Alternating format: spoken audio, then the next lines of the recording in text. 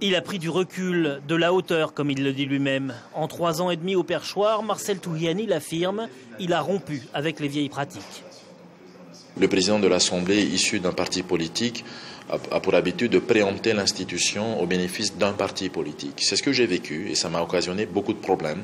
Une prise de conscience à la suite de sa garde à vue fin 2014 dans l'affaire de la disparition de la vaisselle de la présidence ou celle des emplois fictifs reprochés à son ex-mentor. Des affaires qui l'ont éclaboussé et qui sont autant de mauvais souvenirs. Ma garde à vue a été un moment difficile, ça je ne peux pas l'oublier, mais ça m'a permis de comprendre ce que j'ai qualifié tout à l'heure de perversion politique d'une part. L'autre aspect également négatif, c'est de voir un groupe politique éclater sous forme de pression politique, et c'est bien dommage d'en arriver là. Un autre élément négatif, c'est la réaction d'une partie du personnel par rapport à la réorganisation qui a été initiée. Se voulant depuis un président de l'Assemblée sans parti et sans majorité, il estime s'être attaché à préserver le travail de l'hémicycle des luttes partisanes et à redonner leur vrai rôle aux représentants.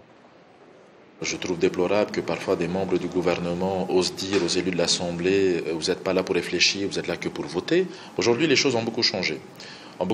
Puisque le droit d'initiative existe véritablement au sein de l'institution.